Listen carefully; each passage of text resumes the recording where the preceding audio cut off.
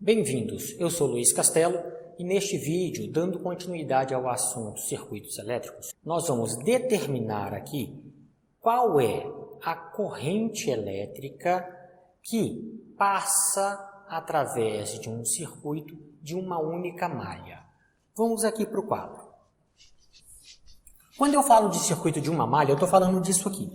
Eu posso ter diversos elementos ligados a esta mesma parte do circuito que a gente denomina de malha. Se eu tivesse outras partes similares a essa no circuito, eu teria mais de uma malha. A gente vai estudar isso num vídeo para frente aqui. O que vai acontecer aqui? A gente já sabe que se eu estou movimentando, por exemplo, prótons, eu vou estar tirando eles da parte positiva da minha fonte e fazer com que ele se desloque neste sentido até chegar na parte negativa da minha fonte, do lado de fora da fonte. Do lado de dentro da fonte, o que acontece, a gente viu aqui no nosso primeiro vídeo sobre esse assunto. Então, vamos supor aqui, por uma escolha minha, que este seja o sentido da corrente elétrica dentro desta malha. Ou seja, eu tenho uma corrente elétrica que caminha assim. E a gente quer determinar qual é o valor desta corrente elétrica aqui. Temos dois métodos para fazer isso. O primeiro método nós vamos fazer pelo método da energia. Então, o primeiro método que a gente vai usar vai ser utilizando o assunto energia. Vamos ver, do ponto de vista energético, o que está acontecendo nesta malha deste circuito aqui. Olha só, a gente já sabe ali do vídeo 1 que a força eletromotriz, e eu estou por enquanto considerando uma fonte ideal, a gente vai considerar uma fonte real em alguns momentos aqui, em alguns instantes, mas por enquanto vamos considerar uma fonte ideal. Mas para qualquer fonte, a gente sabe que a definição de força eletromotriz é dW dQ. Ou seja, é o trabalho necessário para que eu movimente cargas elétricas aqui dentro da fonte. Está aqui a nossa definição de força eletromotriz. Outra coisa que a gente sabe, mas antes disso, venha cá. Eu vou isolar o meu dW aqui. Só estou isolando ele. dW é igual a força eletromotriz dQ. Eu sei que ela gerou uma corrente elétrica aqui. Ela foi responsável por gerar essa corrente elétrica que está percorrendo o meu circuito. E eu sei que a definição de corrente elétrica, I, é dQ dt. Ou seja, se eu isolar o dQ, eu encontro que dQ é I dt. Reparem aqui, ó, eu vou substituir este dQ ali em cima. Ou seja, dQ é I dt, eu vou colocar ele aqui, nesta parte do meu circuito. Quando eu faço isso, a gente vai reparar que eu tenho aqui dW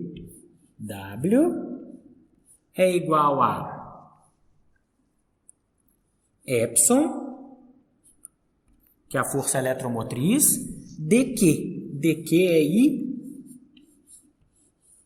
dt. Olhando para essa equação aqui, a gente vai agora trabalhar o lado esquerdo dela. Como é que a gente vai trabalhar o lado esquerdo dela? Gente, de onde sai esse dW? Eu tenho que tentar entender o que é esse dW em termos das coisas que eu tenho mais ou menos do lado de cá. Eu sei que eu tenho que tentar achar esse dW em termos daquilo que eu quero calcular, em termos de corrente elétrica, tempo, esse tipo de coisa. Então, eu vou achar esse dW a partir da potência. Qual potência? A potência consumida aqui no meu circuito. Eu vou usar a potência consumida aqui e vou ver o que está acontecendo. A gente já sabe que a potência consumida por um resistor é do tipo I ao quadrado vezes R. E sabe também a definição de potência. A gente sabe que potência é trabalho dividido pelo tempo. Ou seja, este cara aqui é um dW dt. A potência é dW dt.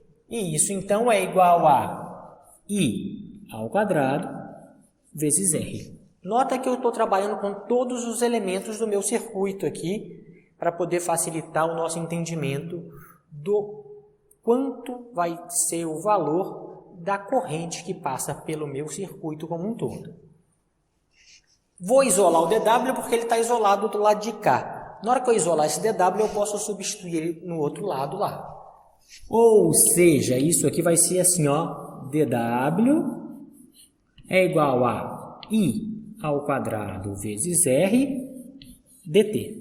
Gente, isso é dW e isso é dW. Eu vou substituir este valor de dW aqui nesta equação. Só que nós vamos fazer aqui do lado de cá do quadro. Quando eu fizer essa substituição, o que nós vamos ter é, no lugar de dW, eu escrevo quanto ele vale. Ele vale I ao quadrado R dt. E isso era igual a força eletromotriz I dt. Nota que a gente pode cortar algumas coisas aqui. A gente pode cortar este I e a gente pode cortar este dt.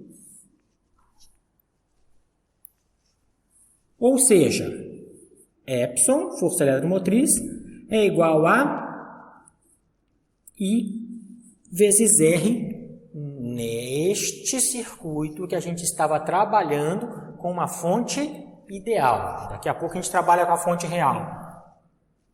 Como a gente queria determinar qual era o valor da corrente elétrica que vai percorrer este circuito, basta isolar o I. I vale Epsilon, força eletromotriz, sobre R, resistência.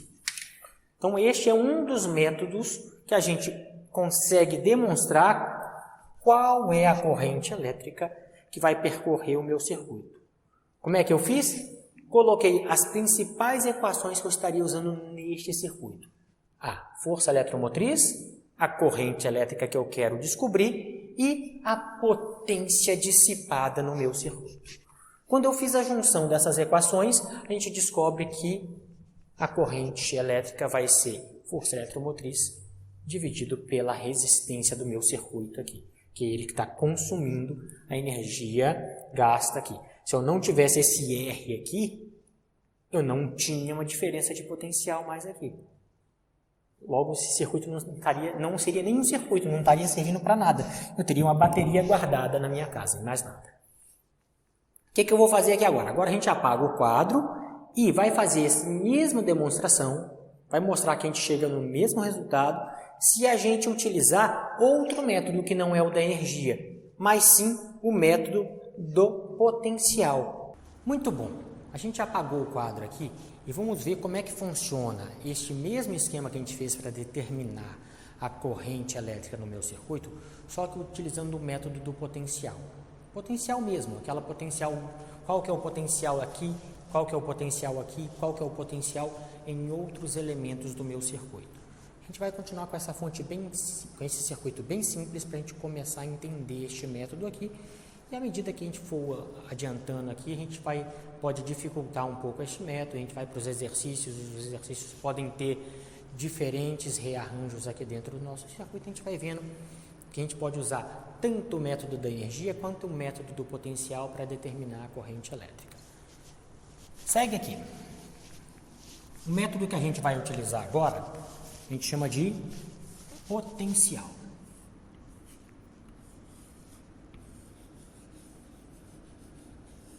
Potencial, tá aqui. Para isso, a gente vai definir um ponto desse circuito para começar a fazer nossas medições. Por exemplo, este ponto aqui, ó, que eu vou chamar de A. A gente tem que pegar e percorrer todo o circuito até voltar ao ponto A e ver o que está acontecendo do ponto de vista potencial nesse circuito. A gente vai falar então que o potencial no ponto A, depois que eu der toda a volta e chegar aqui, de novo tem que ser o potencial no ponto A.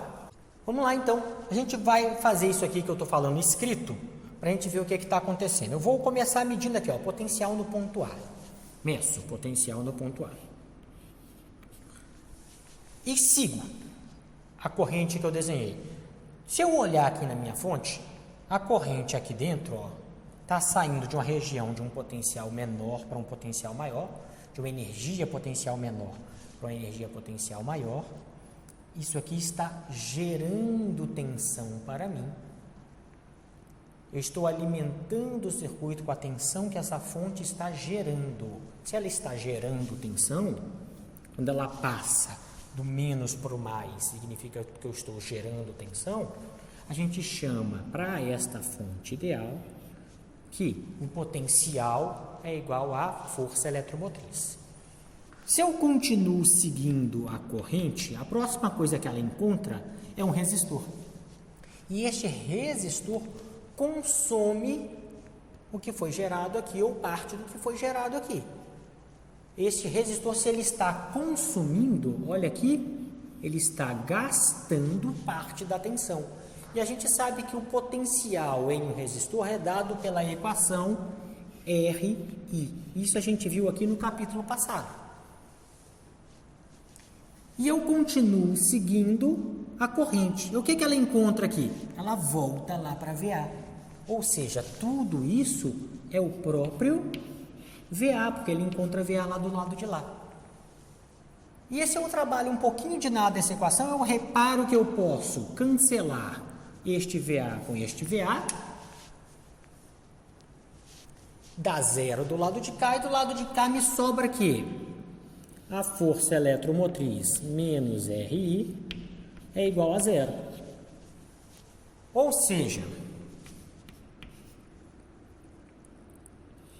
força eletromotriz é igual a R vezes I. Como eu quero determinar I é Epsilon sobre R. Bem mais simples do que o método da energia, mas os dois servem, os dois têm a sua vantagem, os dois têm o seu momento para poder ser utilizado. Então a gente apresentou aqui os dois formatos que eu podia fazer esse cálculo. Vamos ver o que acontece aqui rapidamente quando eu encontro uma fonte real na minha frente.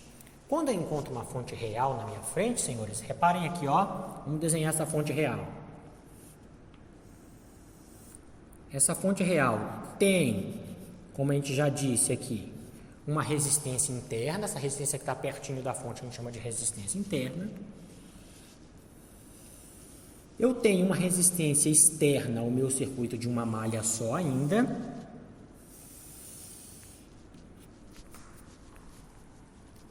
E a gente vai determinar por este mesmo método, método do potencial, qual é o I gerado por esta fonte que não é mais ideal.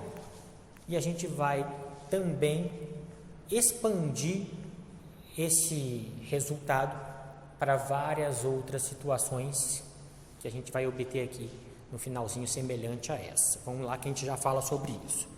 Pessoal, de novo, ó.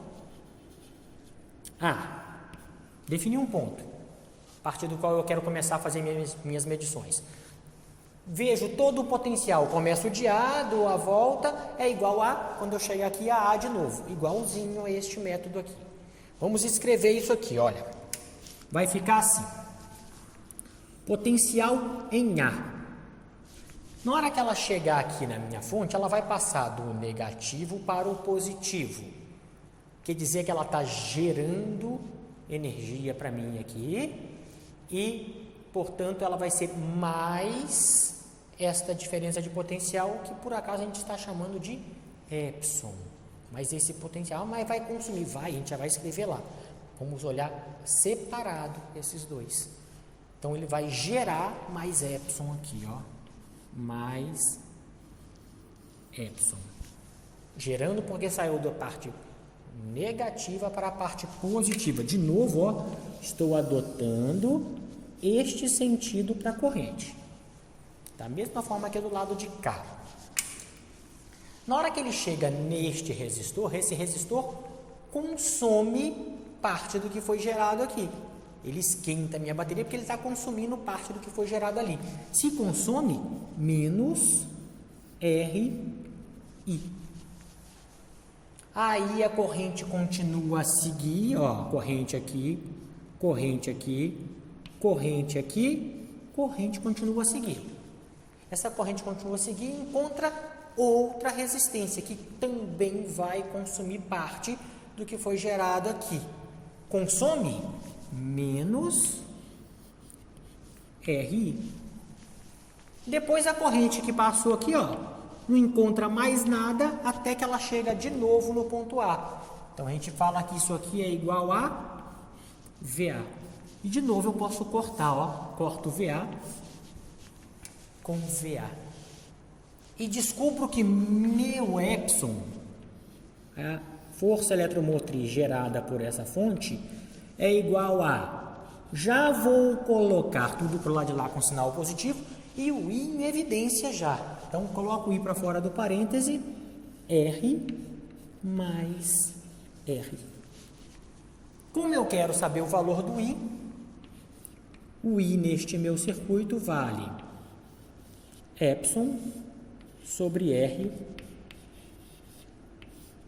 da resistência interna mais R do meu circuito. Pessoal, repara por que eu pude fazer isso aqui, ó, R mais R. Porque esta resistência, isso que eu falei que a gente ia abordar algo a mais, está em série com esta resistência.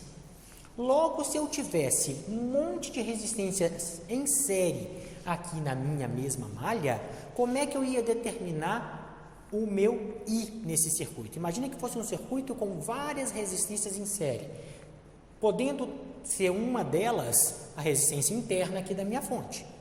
Tá, também se não fosse, não tem problema, seria sem a resistência interna, mas com várias outras resistências aqui. Como é que ficaria o meu I para resistores em série? Então, vamos dar uma quebra aqui e vamos falar sobre resistores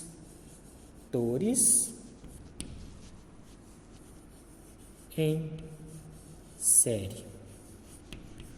Se eu expando este raciocínio meu e coloco vários R's, eu ia ver que ia ser R mais R1, mais R2, mais R3, mais R4, porque está tudo em série. E em série, esses R's aqui, ó, R, R1, R2, R3, R4, chama resistência equivalente. Logo, o I para um circuito de uma malha com os resistores todos em séries ali, vai ser dado por epsilon sobre a resistência equivalente. Então, a gente já sabe determinar de duas formas, e para um circuito com mais de um resistor, inclusive para um circuito com mais de um resistor, expandindo esse resultado aqui para outro formato, desde que esses resistores estejam em série, a gente já sabe determinar qual é o valor da corrente elétrica em um circuito elétrico. Esse método não muda mais daqui para frente. A gente pode escolher o método da energia ou o método do potencial. Isso serve para qualquer circuito de uma malha, para qualquer exercício que a gente venha fazer com este modelo. Dessa forma, a gente encerra aqui o nosso segundo vídeo a respeito do assunto circuitos elétricos.